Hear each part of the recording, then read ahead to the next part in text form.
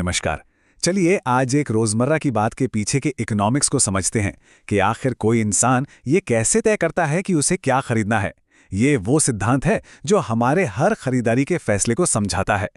ये सिचुएशन तो हम सब ने कभी ना कभी महसूस की है ना? जेब में पैसे सीमित होते हैं लेकिन खरीदने की इच्छाएं बहुत सारी। तो अर्थशास्त्र के पास इसका एक बहुत दिलचस्प जवाब है कि आखिर कोई भी व्यक्ति अपने लिए सबसे ज्यादा खुशी कैसे चुनता है। इकोनॉमिस्ट्स इसी सिचुएशन को कंज्यूमर इक्विलिब्रियम या उपभोक्ता संतुलन कहते हैं। ये वो मैजिकल पॉइंट है जहां खर्च किए गए हर रुपए से सबसे ज्यादा सेटिस्फैक्शन मिलता है। तो सवाल ये है कि इस पॉइंट तक पहुंचा कैसे जाए। चलिए इस सवाल की थोड़ी गहराई में उतरते हैं। शुरुआती इकोनॉमिस्ट ने एक बहुत ही हिम्मत वाला काम किया। उन्होंने संतुष्टि को यानी खुशी को नंबर्स में मापने की कोशिश की। इसी तरीके को कार्डिनल यूटिलिटी अप्रोच कहा जाता है। तो उनका आइडिया ये था कि हर वो चीज़ जो हमें खुशी देती है, चाहे वो एक कप कॉफ़ी हो या कोई नया गाना, उसे एक नंबर दिया जा सकता है। इन नंबर्स की यूनिट को उन्होंने नाम दिया यूटिल्स। मान लीजिए एक गिलास पानी से 10 यूटिल्स की संतुष्टि मिलती है। ये एक ऐसा अनुभव है जिसे हम सब जानते हैं। पिज्ज़ा का पहला स्लाइस उफ जन्नत जैसा लगता है, लेकिन 8वां स्लाइस शायद उतना नहीं। अर्थशास्त्र में इसी कॉमन सेंस वाली बात का एक खास नाम है और वो नाम है रासमान सीमांत उपयोगिता का नियम या law of diminishing marginal utility. सोचकर देखिए, कोई भरी गर्मी में बहुत प्यासा है। पानी का पहला ग्लास उसे जो संतुष्टि देगा वो जबरदस्त होगी। दूसरा ग्लास थोड़ा कम देगा और शायद चौथे या 5वें ग्लास तक उसे कोई एक्स्ट्रा खुशी महसूस ही नहीं होगी। चलिए इस टेबल की सबसे दिलचस्प बात देखते हैं। ये दिखाती है कि जैसे जैसे ज्यादा संतरे खाए जाते हैं, टोटल यूटिलिटी यानी कुल संतुष्टि बढ़ती तो है, लेकिन सिर्फ एक पॉइंट तक। और अब दूसरे कॉलम पर ध्यान दीजिए, मार्जिनल यूटिलिटी यानी हर अगले संतरे से मिलने वाली एक्स्ट्रा खुशी लगातार घट रही है।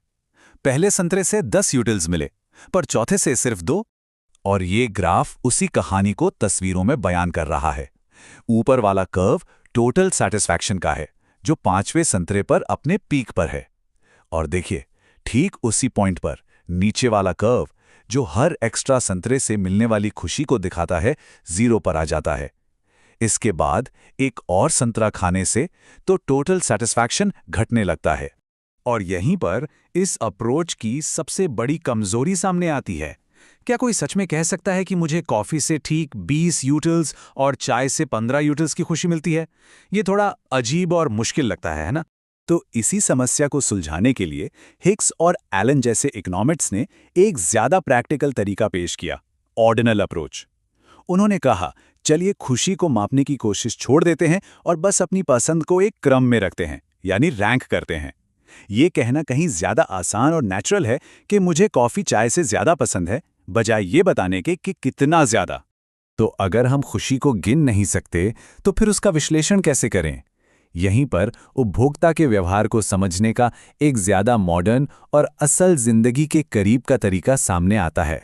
इस अप्रोच का मेन टूल है उदासीनता वक्र या इंडिफरेंस कर्व। नाम थोड़ा मुश्किल लग सकता है, पर इसका मतलब बहुत सीधा सा है। ये एक ऐसा कर्व है जिसके हर पॉइंट पर किसी इंसान को बराबर की खुशी मिलती है। हिक्स और एलन का ये मॉडर्न तरीका कंज्यूमर के बिहेवियर को समझने के लिए प्रेफरेंसेस की रैंकिंग करता है। यहाँ मतलब मापने से नहीं, बल्कि ये तय करने से है कि चीज़ों के कौन-कौन से कॉम्बिनेशंस बराबर की खुशी देते हैं। इस टेबल को देखिए, ये एक उदासीनता अनुसूची है।